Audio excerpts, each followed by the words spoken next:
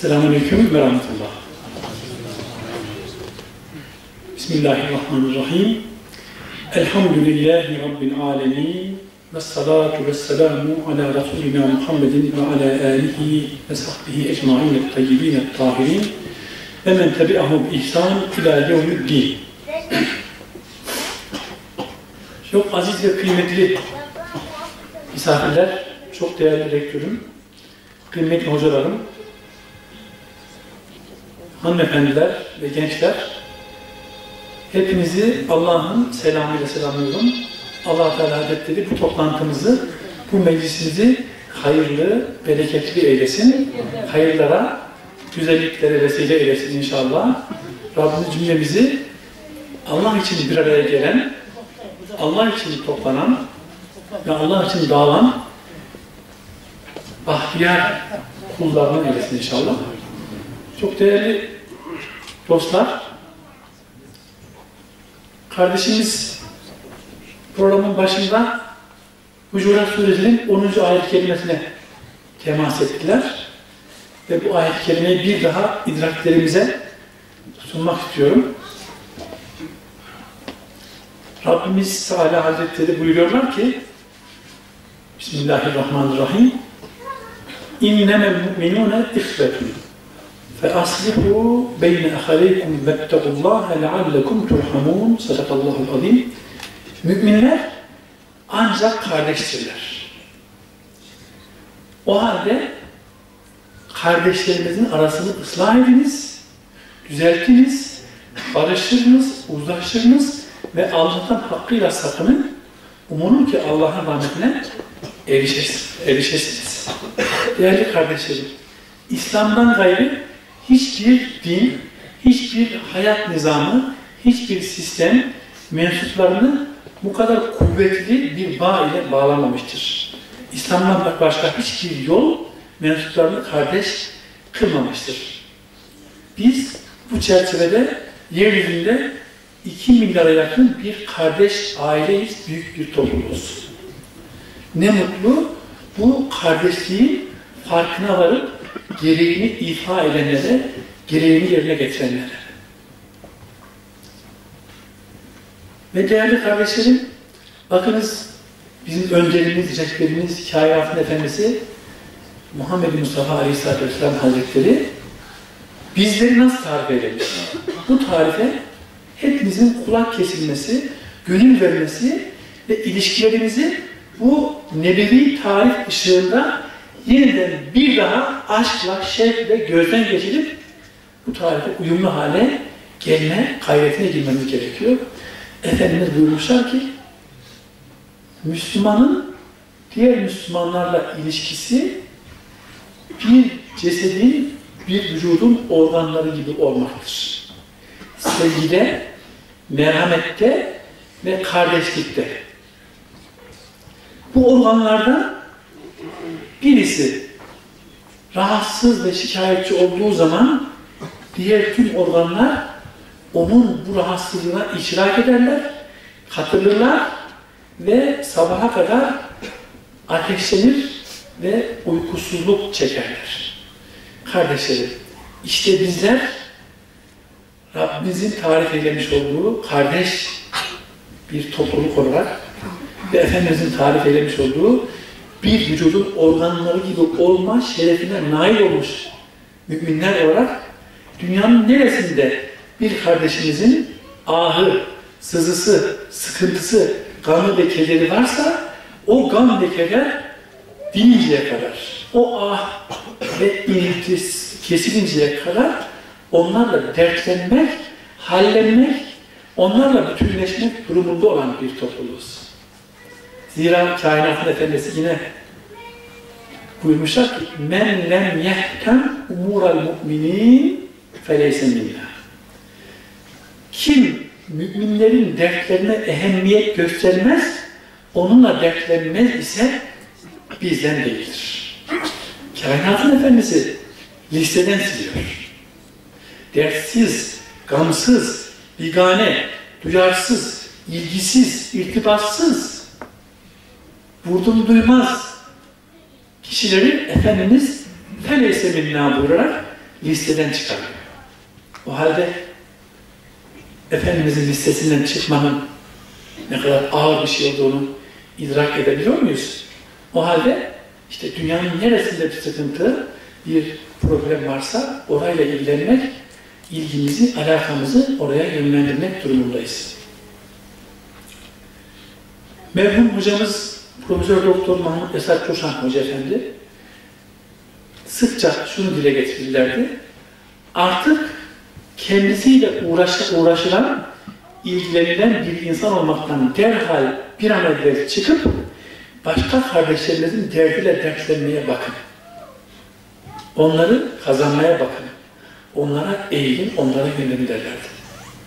Ve dertsiz bigane vurdum duymaz Müslümandan bizarım diye hep sitemkar şeyler söyledi hocamız.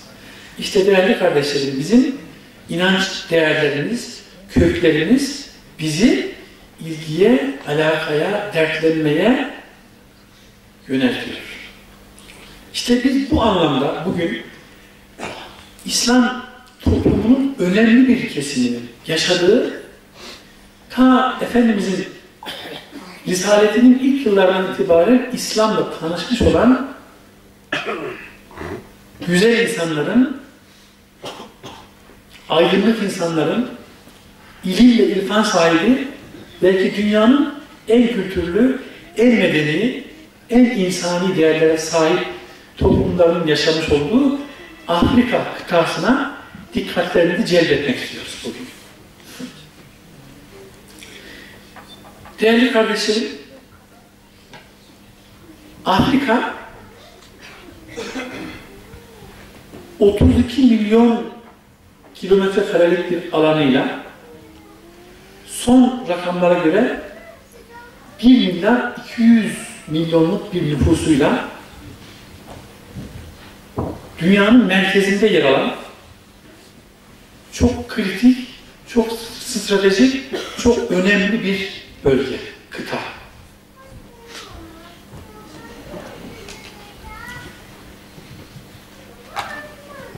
Afrika, Batılıların tarih eylemiş olduğu gibi bir manipülasyon yaparak balta girmemiş ormanlar, medeniyet yüz görmemiş, insan eti yiyen yamyamların ülkesi değil. Aksine Afrika kadim zamanlardan itibaren çok eski medeniyetlere beşiklik etmiş, büyük medeniyet havzalarının oluştuğu,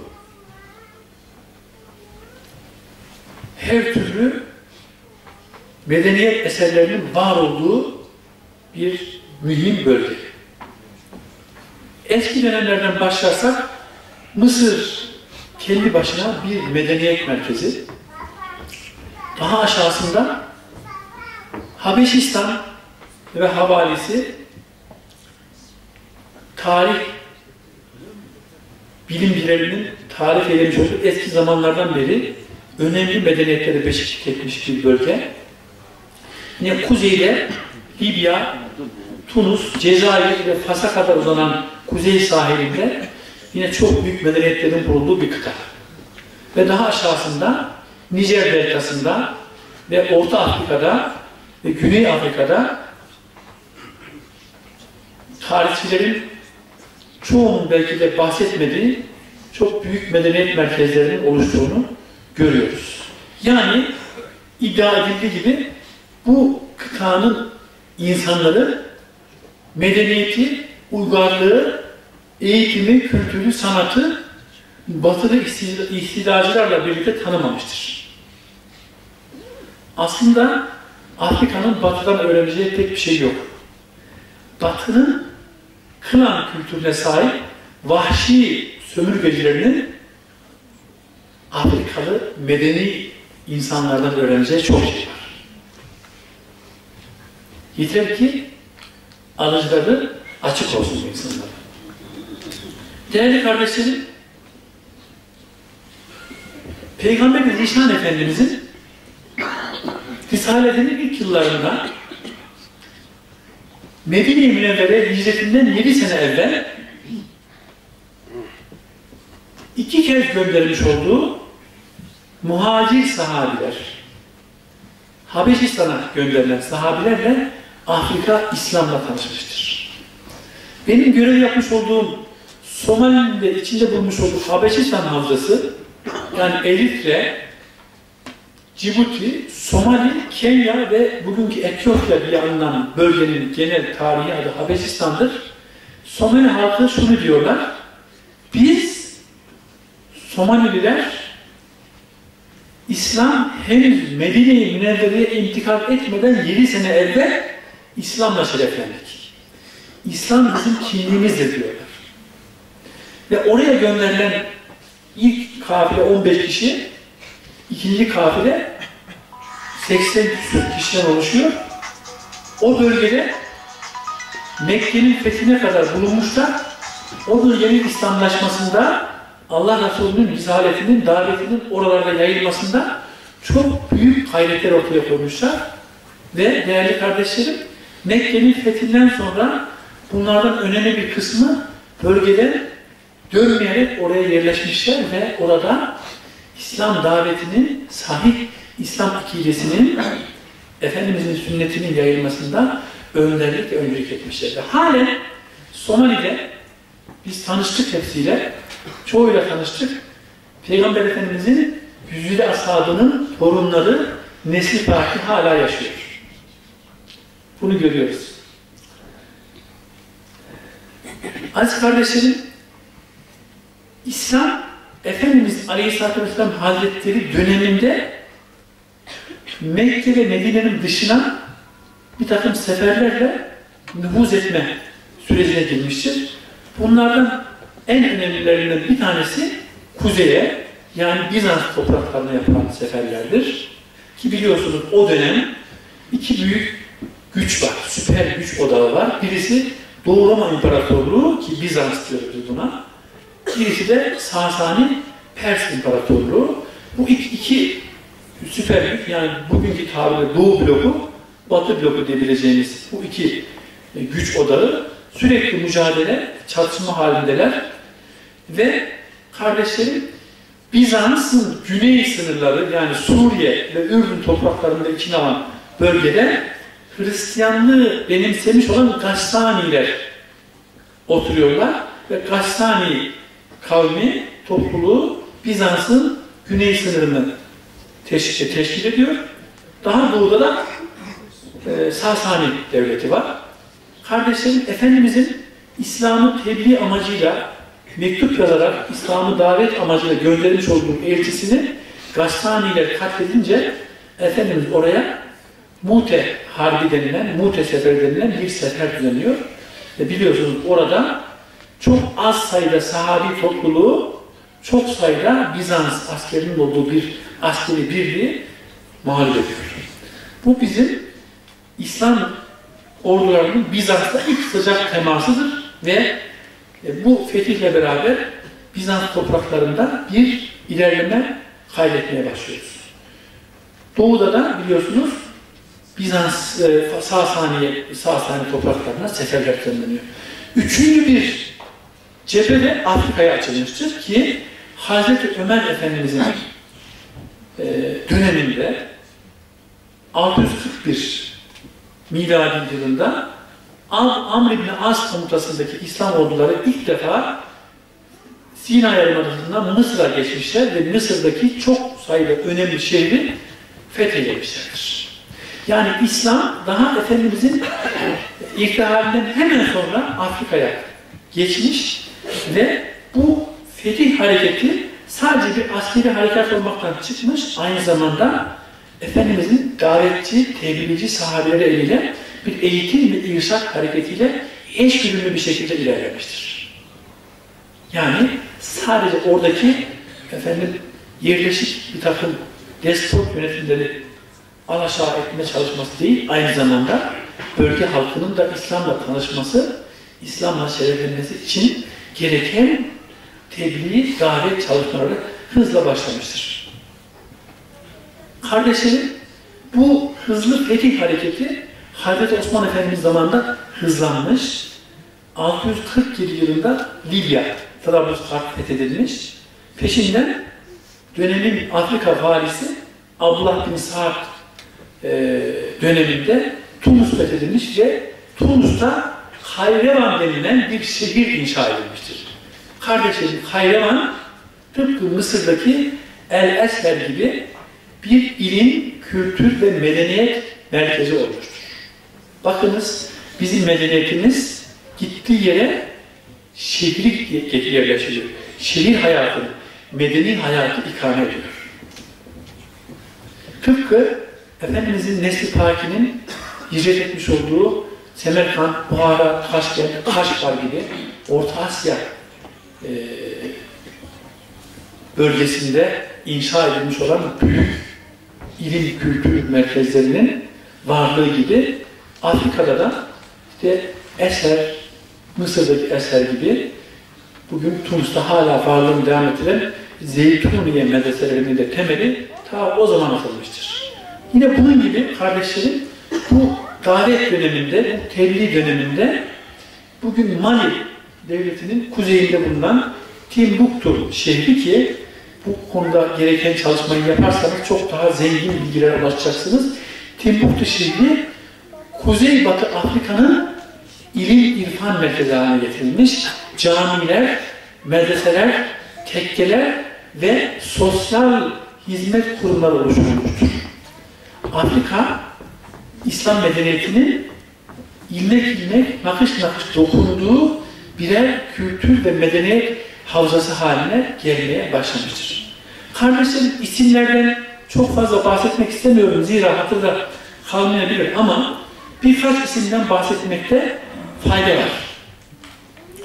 Yine Afrika'da, Kuzey Afrika Fatihi, Kuzey Afrika valisi Ukbe İbn-i Nafi radıyallahu anh hazretlerinin yapmış olduğu faaliyetler çok önemlidir. Onun döneminde Kuzey Afrika'nın kadim ve baskın kavmi olan Berberiler onun yapmış olduğu gayretler, adımlar ve irşad faaliyetleri sonucu tamamına yakın İslam'ı benimsemiştir. Zaten bir bölge halkı İslam'ı benimsememişse İslam medeniyeti oradan kolay kolay tutunamaz.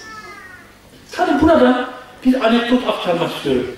Kardeşlerim, adalet mülkün temelidir buyurmuş Hazreti Ömer Efendimiz. El-adlu esasul mulk. Adalet mülkün, egemenliğin esasıdır, temelidir. Adaletsiz olmaz. Bakınız, Hazreti Ömer Efendimiz döneminde Suriye'deki bugün büyük katliamlara, büyük soykırıma ve işgale maruz kalmış olan Humus şehri fethedilmiş. Ahali Hristiyan. Hazreti Ömer radıyallahu anh Efendimiz oraya bir vali tayin etmiş. Çok adil bir vali. Ve bu vali halktan can ve mal güvenliğini temin kastıyla cizye denilen bir vergiyi uygulamaya başlamış. Tabii ağır bir vergi değil bu. Gayet huzurlu bir yönetim süreci devam ederken Hazreti Ömer Efendimiz biraz önce bahsetmiş olduğum Amr bin As komutasındaki İslam ordularını Mısır'a sevk ediyor ve göndermiş olduğu mektuplarla Müslüman valilere, şehir valilerine emri altındaki ihtiyaç fazlası askerlerin Mısır'a sevkini emrediyor. Bu emri alan Humus valisi elindeki askeri birliği Mısır'a sevk ediyor. Şehirde çok az sayıda askerin kaldığını fark eden Bizans askeri otoriteleri diyorlar ki evet Humus'u Müslümanlardan tekrar almak için çok büyük bir fırsat doğdu, alalım diyorlar ve bir kuşatma harekatı başlatıyorlar. Durumun nezaketini fark eden Humus valisi kurmaylarını topluyor, olağanüstü toplantı yapıyor ve diyor ki arkadaşlar elimizdeki çok az sayıda askerle bu şehri müdafaa etme imkanımız yok. Zira ahaliyle henüz Müslümanlaşmadı, çoğunlukla Hristiyan bir ahaliyle karşı karşıyayız. Muhtemelen onlar da onlara destek olacaklar. Şehri emniyetli bir şekilde terk etmek durumundayız. Ama bizim Humus halkına bir borcumuz var. halkın ileri gelenlerini lütfen davet edin valiliğe, onlarla konuşacağım diyor. Şehirdeki kardinaller, ileri gelen din adamları, papazlar ve halk temsilcileri geliyorlar valinin huzuruna. Diyor ki vali, efendiler, sizin dindaşınız olan Bizans askerleri şehri kuşattı. Bizim elimizde yeteri kadar asker kalmadı. Biz şehri terk ediyoruz. Burayı bırakıyoruz. Ki muhtemeldir ki siz de zaten bu hücumda onlara destek olacaksınız. Ancak bizim size bir borcumuz var diyor. Şaşırıyorlar. Ne borcu acaba bu? Böyle bir şey bilmiyoruz biz diyorlar. Hani biz burayı fethettiğimiz günden beri sizin mal ve can teminatınız karşılığında cizye denilen bir vergi aldık ya, evet, işte bundan sonra biz sizin mal ve canınızdan sorumlu değiliz. O halde almış olduğumuz vergileri iade etmek zorundayız. Lütfen herkes ne kadar vergi ödemişse bunun ilgili mal müdüründen veya işte defterlerden, o zamanki sorumlusu kimse ondan tahsil etsin, buyurun deyince büyük bir şaşkınlık içerisine düşüyorlar ve diyorlar ki biz tarihimiz boyunca toplum olarak böyle bir adalete ilk defa şahit ediyoruz. Buradan bir adım bile bir yere gitmiyorsunuz. Sizinle birlikte şehri Bizans'a karşı savunmaya hazırız diyorlar. Bırakmıyoruz sizi diyorlar. Ve şehir düşüyor. Kısa bir süre sonra da şehir ahalisi bu adaletin neticesinde iktidar ediyor ve Müslüman oluyorlar. Kardeşlerim, işte adalet. İşte bunlardan birisi de Ukbe İbn Nafi Hazretleri, ki kendisi bütün Kuzey Afrika'daki Berberi kabilelerin Müslümanlığına vesile oluyor. Bütün oralardaki eski Bizans kalıntısı Kartaca bölgesini vesaire fethediyor ve o kadar ilerliyor ki Atlas Okyanusu kenarındaki en uç nokta olan Tanca şehrine kadar geliyor. Bugün Fas sınırları içerisinde. Tanca limanından atını Atlas Okyanusu'na sürüyor, göğüslerine kadar sürüyor. Atının ilerleyecek mecalı kalmayınca ellerini açıyor ve diyor ki ya ben kulun Ukbe, senin dinini yüceltmek ve adını daha ileri götürmek için buraya kadar geldim ve gücümün son limitine kadar da kullandım. Ya eğer benim gücüm ve imkanım olsaydı senin adını daha öteye götürmeye azmettim ve kararlıyım diye dua ve münacatta bulunuyor kardeşlerim. İşte Ukbe ibn Nafi radıyallahu anh'ın bölgedeki etkisi. Ve yine onun ihtihalinden sonra, şehadetinden sonra ki şehit edilmiştir. Bölgede yine önemli bir isim Tarık bin Ziyad. Tarık bin Ziyad miladi 711 yılında 8.000 kişilik bir askeri birlikle Cebel Tarık Boğazı'ndan, ki Cebel Tarık'ın ismi de onun isminden gelir. Yani Tarık'ın dağı anlamına gelir. Efendim, Karşıyaka'ya geçiyor. Yani İber Yarımadası'na, yani İspanya'ya geçiyor. Bir rivayete göre gemilerini yaktırıyor ve diyor ki askerlerine, kardeşlerim, arkamız derya deniz, gemiler yandı. Önümüz düşman ordusuyla çevrili. Kaçıp denize boğulmak isteyen varsa buyursun. Ama benimle beraber Allah için Allah'ın dinini, adını daha öteye götürmeye niyetli olan varsa buyursun peşime düşsün diyor ve çok kısa bir süre içerisinde bütün İspanya, Portekiz fethediliyor, Pirene Dağları aşılıyor, Fransa'nın başkenti Paris'e 90 kilometreye kadar yaklaşılıyor. Ve bugün Fransa'nın ikinci büyük şehri olan Lyon, 90 yıl Müslüman valiler tarafından yönetilmiştir. O dönem. Tabi Kuzey Afrika fethihleriyle Endülüs fethini birbirinden ayrı göremeyiz. Onun devamı aslında. Yani Batı Avrupa İslam medeniyetinde temelleri atılmış oluyor. Yine Tarık bin Ziyad'ın faaliyetleri sonucu daha güneye, Senegal'e, oradan Nijer deltasına doğru iniliyor ve o bölge halklarının İslamlaşması temin edilmiş oluyor değerli kardeşlerim. Bu arada hızlı geçeceğim. Çok sayıda İslam devleti kuruluyor bölgede. Küçük küçük, mevzi. Ancak bunlardan bir tanesi çok önemli. Murabitun devleti ki bunlar kardeşlerim başkentleri Fas'ın Merakeş şehridir. Kurucusu Abdullah bin Yasir isimli çok kahraman, alim, arif bir zattır. Ve o da şehit olarak sona ermiştir dünya hayatı. Bu Murabitun devleti değerli kardeşlerim bütün Kuzey ve Orta Afrika'da halkların ihtiyacı olan ticaret yolları, kervansaraylar, sağlık merkezleri, eğitim merkezleri, gözetleme merkezleri kurarak bütün Afrika halklarını doğudan batıya kadar birbiriyle irtibatlı hale getirmiştir. Yani aslında bizim Sudan diye bildiğimiz devlet sadece oradan ibaret değildi. Osmanlı haritalarında Bilad-ı Sudan dendiği zaman Kızıldeniz'den Atlas Okyanusu'na kadar Sahra bölgesine Bilad-ı Sudan deniyor. Ve bu bölgede kardeşlerim bizim İpek yolu, Baharat yolu diye bildiğimiz yollara benzer gözetleme kuleleriyle de güvenliği sağlanmış çok güçlü ticaret yolları kurulmuştur bu dönemde.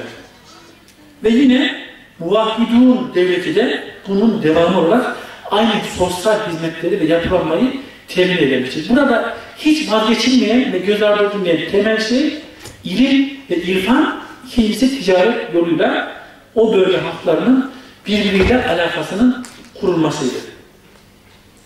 Daha sonraki dönemlerde kardeşlerim Kuzeybatı Afrika'da Mali Sultanlığı kurulmuştur. Mali Sultanlığı 1000'li yıllarda kurulmuştur ve Sultan Musa isminde bir zatın önderliğinde 3000 gemiden oluşan bir filoyu, insan ve malzeme yüklü bir filoyu daha batıya doğru göndermişlerdir ve bu gemilerden sadece bir tanesi dönmüştür.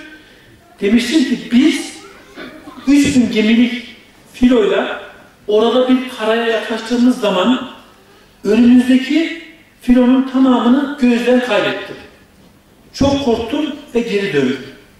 Kardeşlerim bugün Latin Amerika'da Mali Sultanlığı'nın göndermiş olduğu kabilelerin en baskını olan Brazil kabilesinin varlığını görüyoruz. Brezilya'nın ismi de oradan geliyor, onu da söyleyelim.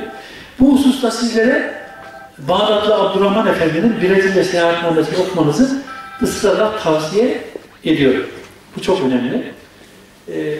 Ve oradaki yer isimleriyle Mali ve Kuzeybatı Afrika'daki yer isimlerinin birbiriyle ne kadar benzer olduğunu da sizlere şimdiden hatırlatıyorum. Yani Afrika'daki İslam'ın serüveni ve yayılması etkisini kuzeyde Endülüs ve Fransa'ya kadar, İsviçre'nin Alp bağlarına kadar, batıda da Latin ve Orta Amerika'ya kadar müessir hale getirmiştir.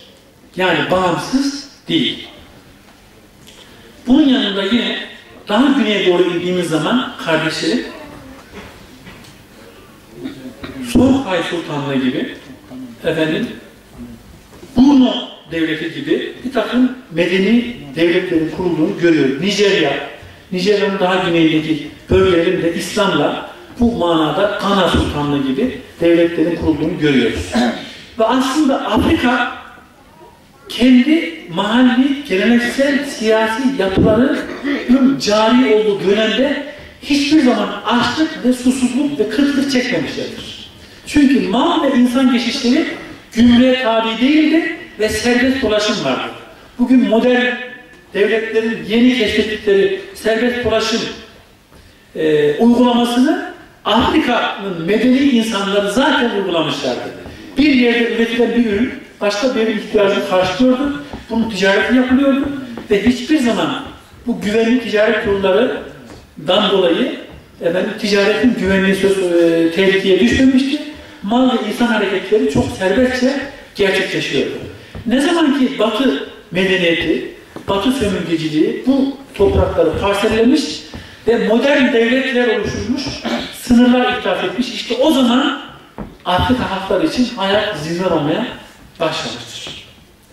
Tabii bu arada Nijerya bölgesindeki Osman Domkodyo, diğer ismiyle Şöhe Osman isimli büyük alim, fazıl, mutasavvıf zatın bölgedeki işgalcilere karşı vermiş olduğu mücadeleyi de zikretmeden geçemeyeceğim. Ve yine bu arada Kuzey Afrika'daki Emir Abdülkadir'in Cezayir'in işgalcilere karşı savunulmasındaki vermiş olduğu mücadeleyi, Sudan'daki Muhammed Mehdi hareketini ve Somali'deki Muhammed Abdullah Hasan isimli zatın 25 yıllık destansı mücadelesinden bahsetmeden geçemeyeceğim. Değerli kardeşlerim, içinde benim görev yaptığım Somali ile alakalı daha böyle pratik, hemen hatırınızda kalacağına inandığım bir takım şeylerden bahsedeceğim inşallah. Somali, ilk başta da söylediğim gibi hicretten 7 sene evvel İslam'la tanışmış ve bölge halkı çok kısa bir sürede, yani bu harekattan 30 sene kadar bir süre sonra İslam'la şereflenmiş ve Müslümanlaşmışlar. Somali, Afrika'da nüfusunun %100'ü Müslüman, %100'ü ehl-i sünnet akidesine sahip tek ülkesi. Ülkenin yarısı hafız, diğer yarısı da yarım hafız.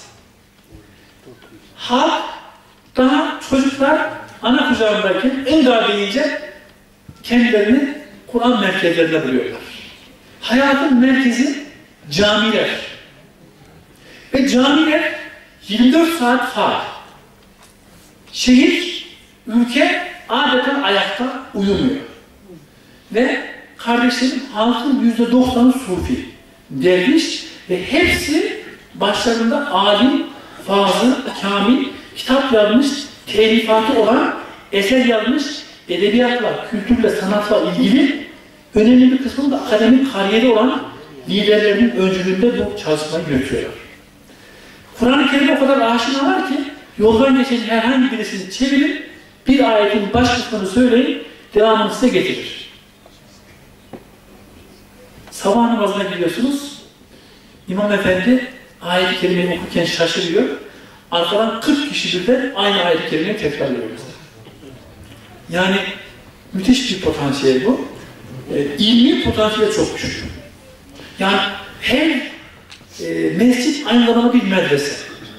Ve ben biraz yaklaşık onlarla tanıştım, konuştum, derslerine katıldım. Okudukları kitaplar, bizim ihtisas merkezlerimizde okutulan kitaplar kadar ağır kitaplar. Efendim, esnaf, tüccar, işinde gücünde insanlar belli vakitlerde mescitlere gidip ders kitabını açıp ilmi tedrisata devam ediyorlar. Bunun için uygun zaman, uygun mekan kullanmıyorlar. İlmi faaliyet, ilim halkaları hiçbir zaman güncelliğini, canlılığını yitirmemiş. Böyle bir ülke. Aynı zamanda değerli kardeşlerim, Somali halkı diyorlar ki, siz Türkler, siz Osmanlılar, Selçuklular, kuzeyden gelen Haçlı sürülerine karşı, Haçlı istilalarına, seferlerine karşı mukaddes beldeleri, Kudüs-ü Şerif'i, Mekke ile Medine'yi kuzeyden savundunuz ve kuzey cephesini oluşturdunuz. Biz ise güneyden gelen saldırılara karşı göğsümüzü gerdik. Biz de güney cephesini diyorlar. Ve kendilerine böyle bir misyon yüklemişler bu kardeşlerimiz. Ve gerçekten Portekizli, İspanyol sömürgecileri güneyden İslam beldelerine saldırmaya başladıkları anda karşılarında Somali Müslümanları bulmuşlar. Ve Somali Müslümanları kendi dönemlerinden ilk Müslümanlıklarından bugüne kadar çok köklü devletler kurmuşlar. 1517'de Mısır'ın fethiyle birlikte hilafetin Osmanlı'ya geçmesi hemen akabinde 1523 yılında bölgeye intikal eden Portekizli sömürgeci, istilacı deniz güçlerine karşı savunma amacıyla Osmanlı'dan yardım isteyen Somali uleması bu talebine Osmanlı olumlu cevap vermiş ve Emir Ali Reis komutasındaki bir Osmanlı donanması bölgeye girerek bölgedeki Portekiz istilasını kırmıştır. Ondan sonraki bu olaydan sonra Somali deyince aklımıza haritadaki bu bölge gelmesin, daha kuzeyden Eritre, Etiyopya, Cibuti, Kenya, Tanzanya ve Mozambik'e kadar uzanan bölgedeki halklar Osmanlı hilafetini resmen kabullemişler ve oralardaki valileri yine yerli halklardan Osmanlı Devleti tayin etmeye başlamıştır. Mozambik'in ismi zaten Musa Bey isimli bir Osmanlı valisinden geliyor. Madagaskar'ın ismi de yine Osmanlı'nın tayin etmiş olduğu Mehdi Kaşgar isimli bir Osmanlı valisinden geliyor kardeşler. Bunları şimdiden söyleyelim hatırda kalsın diye.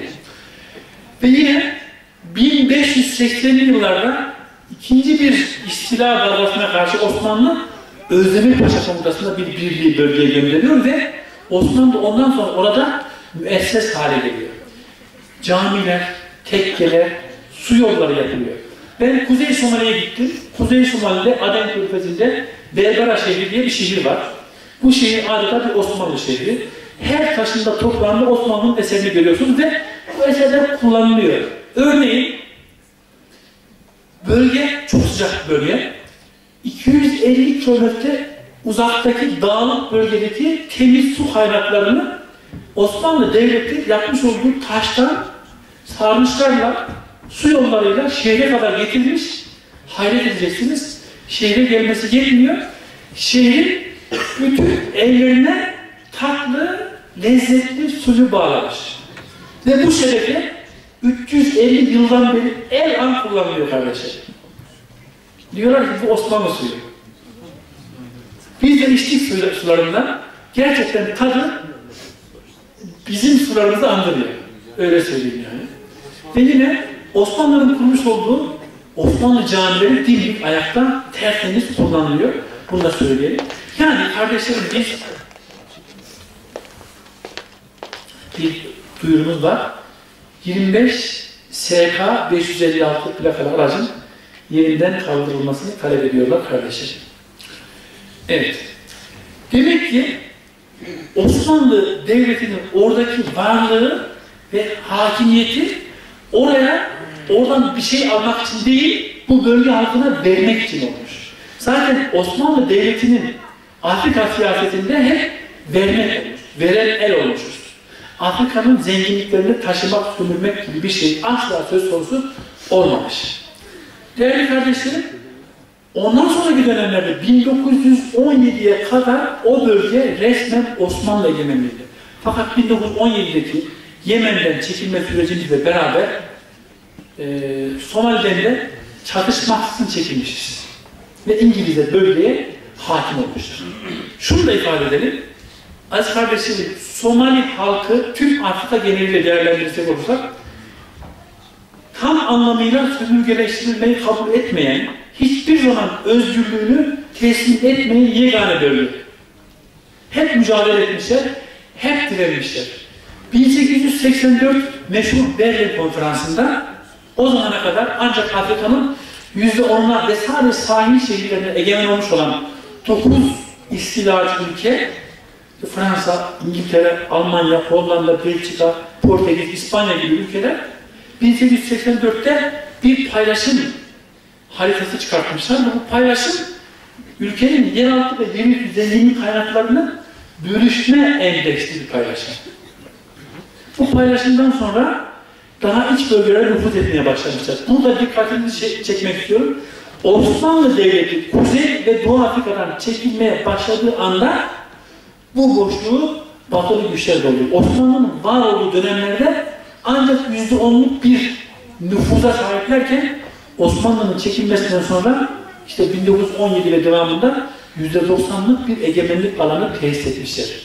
Kenya'nın kurucusu Kenyatta diyor ki onlar yani Batılılar bizim topraklarımıza geldikleri zaman bizim elimizde geniş ve bereketli topraklarımız vardı. Onların elinde ise İncil'leri vardı. Bizim elimizde İncil'i tutuşturdular, gözünüzü kapatın da dua edin dediler. Baktılar ki gözümüzü açtık ve baktık ki ne görelim? Bizim elimizde İncil, onların ellerinde bizim geniş ve bereketli topraklarımız. Değerli kardeşlerim, bu politika aynen devam ediyor. Bir şey söyleyeyim burada. Hiç dünya gündemine geliyor mu bakın. Fransa'nın sözde bağımsızlık lütfetmiş olduğu eski sömürgesi olan 16 Kuzey, Batı ve Orta Afrika ülkelerinden 16 ülkeden yıllık 260 milyar dolar tırnak içerisinde koloni vergisi denilen bir vergi aldığını biliyor muyuz?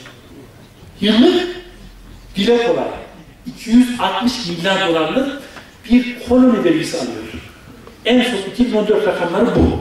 2015'te ne kadar zam yapacaklar bilemiyoruz. Nasıl yapıyor bunu? Bütün bu ülkelerin kendine bağlamış zaten. Bu ülkelerin bütün hazine değerleri, varlıkları ve paraları Fransa Merkez Bankası'nın kontrolündeki hesaplar yatırılıyor. Ve bu yatırılan hesaplardan ancak %15'i bu ülkelere geri yayılıyor. %85'i yatırılıyor. Kardeşlerim, bugün açlığın, sefaletin, perişanlığın sebebi yine oradan elini çekmemiş olan batılı güçler. Aynı uygulamayı İngiltere'de yapıyor, Almanya'da yapıyor, İtalya'da yapıyor. Şimdi Somali'den bahsediyorduk. Kardeşlerim, Somali'nin sosyal yapısına baktığımız zaman 3 önemli tasavvufi hareketin Somali'nin sosyal hayatına egemen olduğunu görüyoruz. Kadriye, Salihiye ve Ahmediye. Ve bu 3 önemli tasavvufi hareketin önderleri, öncüleri hep alim, fazıl, kamil, kitap yazmış, divanı olan edebiyat sahibi insanlar. Bunlardan Kadiriye, İslam'ın tebliğinde irşad görevini üstlenmiş. Ve gerçekten benim tanıdığım davetçiler var. Gidiyorlar Hristiyan köylere, kasabalara ya da gayrimüslim, putperest yerlere kısa bir çalışmayla o bölgeleri Müslümanlaştırıp, cami tesis edip, imam tayin edip geliyorlar. Şahit olduğumuz kardeşlerimiz var. Ahmediye daha çok tedrisat ve talim hizmetlerini yürütüyor. Salihiye ise düşman istilacılara karşı vatan savunmasını, yani cihadı yürütüyor. Bunlardan birisi o bölgenin manevi mimarı ve kumandanı olan bizim İmam Şamil gibi, Ömer Muhtar gibi çok sevilen meşhur Seyyid Muhammed Abdullah Hasan rahmetullah. 1895 yılında İngiliz işgaline karşı direnişe geçmiş, 1920'ye kadar 25 sene hiç ara vermeden bölgedeki istilacıları bölgede def etme çalışması yapmış ve 1 milimetre bile ilerleme kaydedememiş İngilizler. 1920 yılında zehirlenme suretiyle şehit edilmiş. Bu hocamız, bu lider. Kendisinin halk arasında Mevlana gibi divanı, kitapları, eserleri var. Çok seviliyor. Özdeyişleri halk arasında dilden dile anonim vaziyette dolaşıyor kardeşler. Ondan sonraki dönemlerde de yine Ömer Kule isimli bir zatın faaliyetlerini görüyoruz. Yani hiçbir zaman terk etmemiştir. Osmanlı Devleti çekilmeden evvel bölgeye çok sayıda Osmanlı subayını yerleştirmiş. Demiş ki siz artık buralısınız, gitmiyorsunuz ve buradaki Müslümanların organizasyonunu yürüteceksiniz. Ve gerçekten aslen Türk olan, hatta Denizli aileleri var, Türkçeyi unutmuşlar. Yerli halklarla evlenmişler, aile oluşturmuşlar fakat evlerinde Osmanlı bayrağı, bizim bayrağımız halen mevcut. Hatıraları var, resimleri var, sancakları var ve Somali'nin bağımsızlık mücadelesinde bağımsızlık hareketlerini yöneten de bunlar.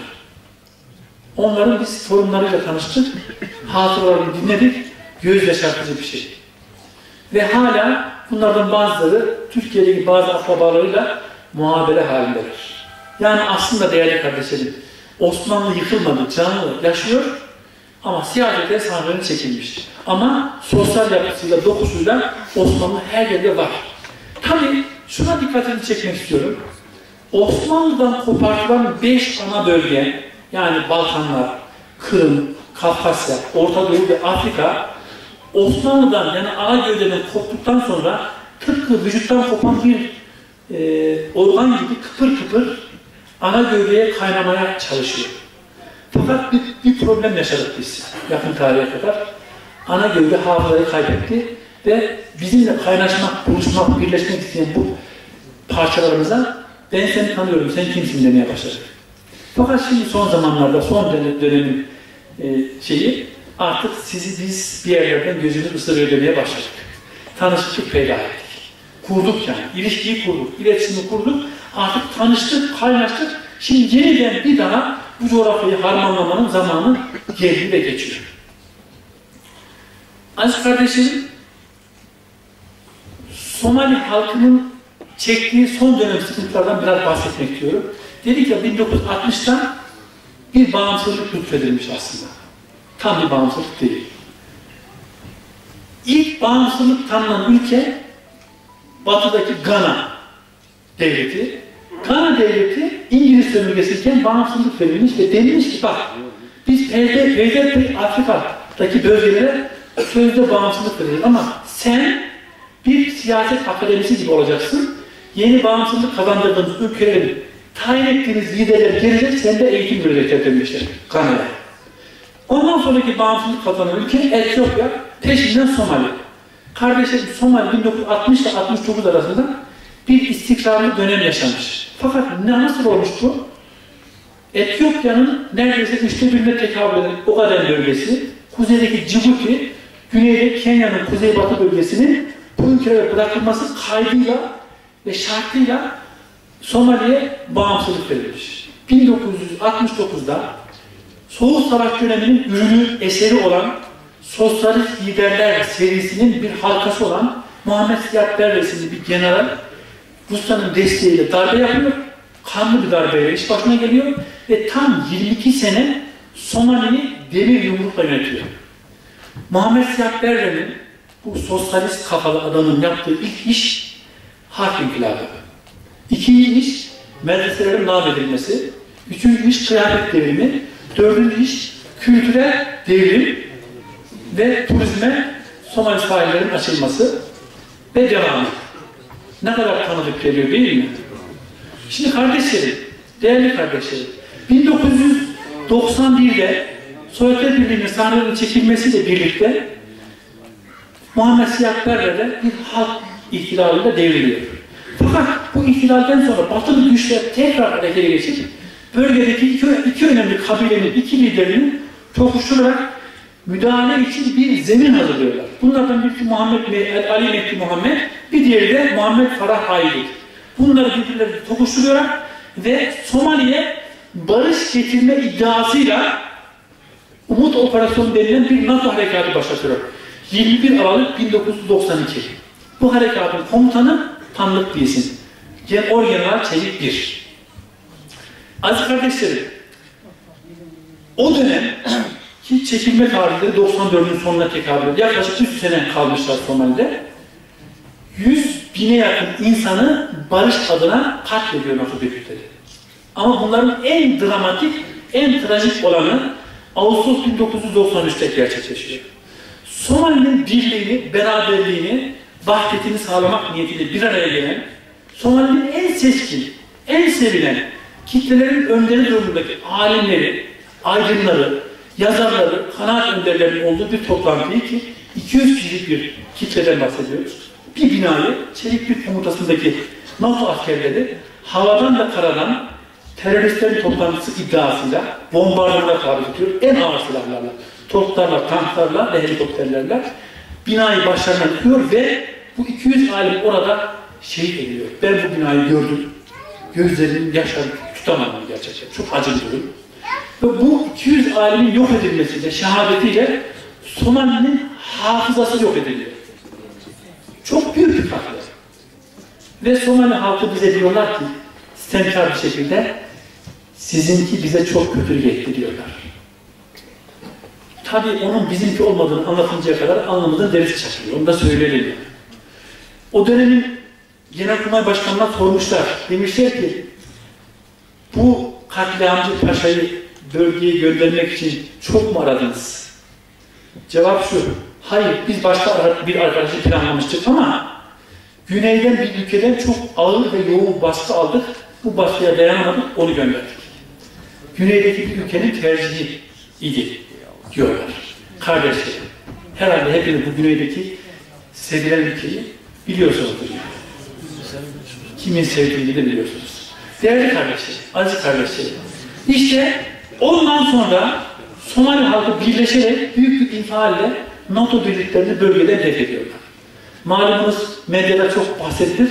Kara Şahin düştü diye böyle bir Amerikan helikopterinden hareketli bir film falan yapılmıştı. İşte o dönemlerin eseri.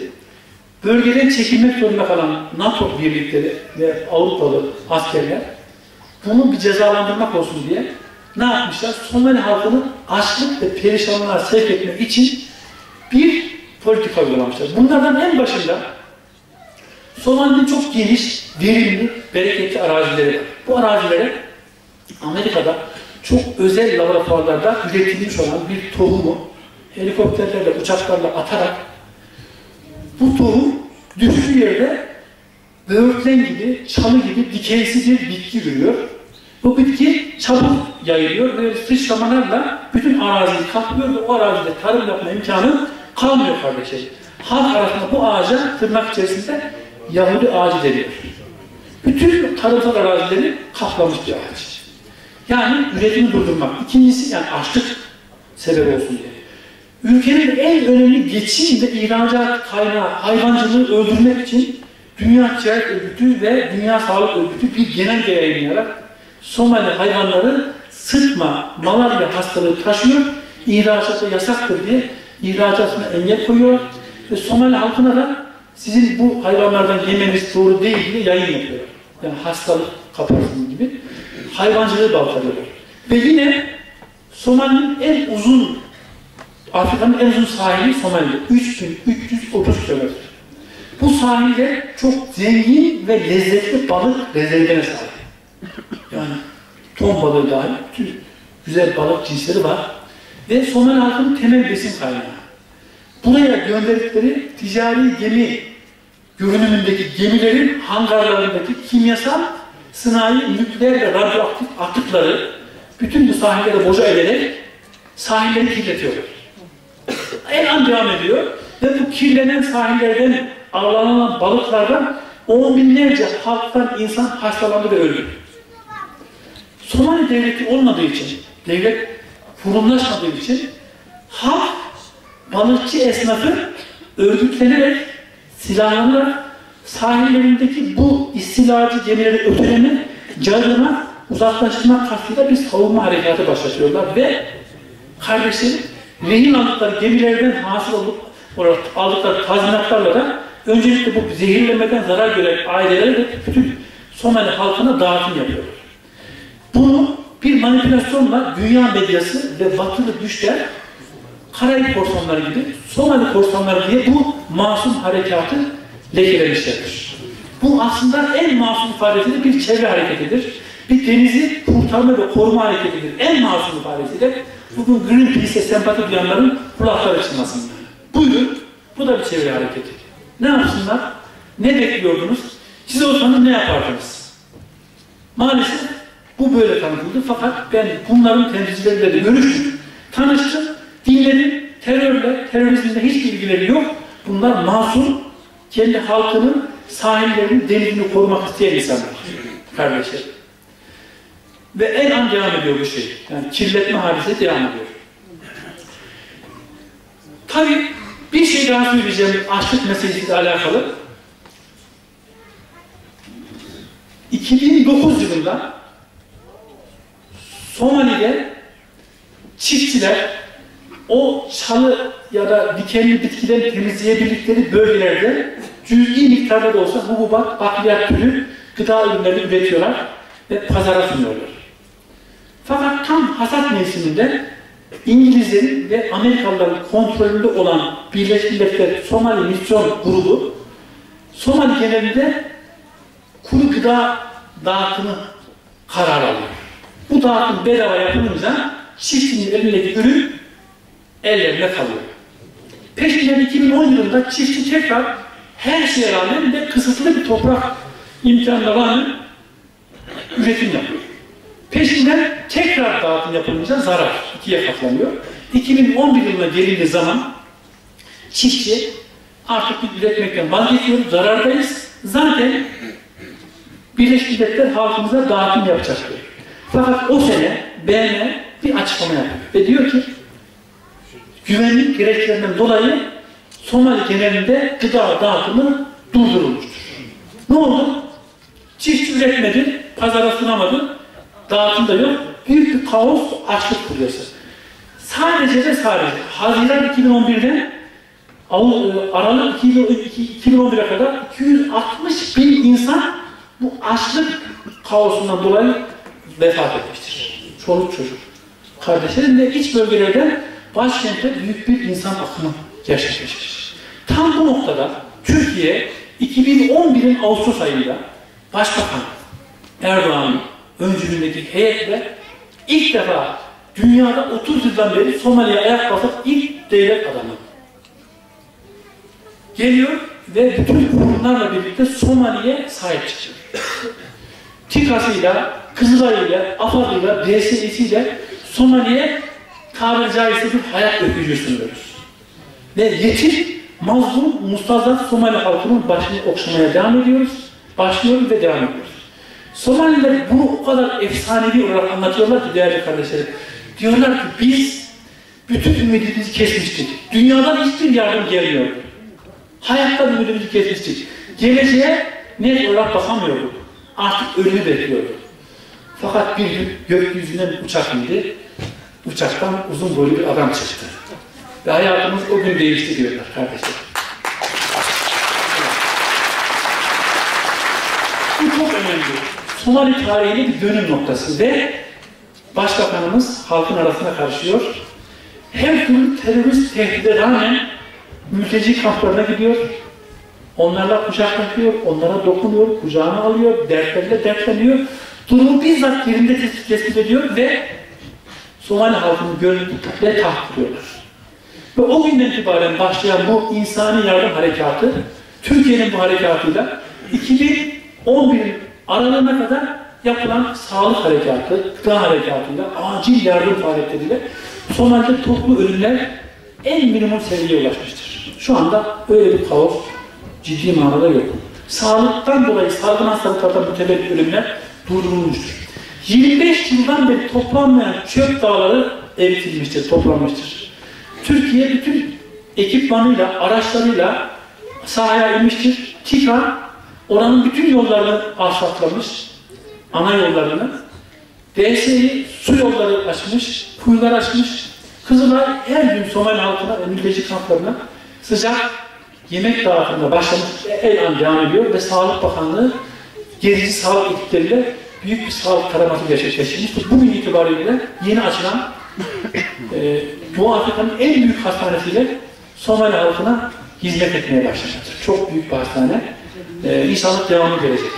Ve eğitim faaliyetleriyle bugün Türkiye'de 4000'e yakın Somali öğrenci burslu şekilde okutulmaktadır ve bunlar inşallah geleceğin Somali'sini ihya edecekler inşallah, kuracaklardır. Değerli kardeşlerim, Somali halkı çok çalışkan. Sabah namazından sonra uyumazlar. Her birisi ticaretinde, işinde, gücündedir. Diyeceksiniz ki bu kadar çalışkan halk neden bu kadar perişan? Demin de ben anlattım, iki sebep var. Bir, bu bölge halkı Afrika'da %100 Müslüman ve İslam'ın yayılma ve davetinin merkezi olan çok dinamik bir halk. Bir.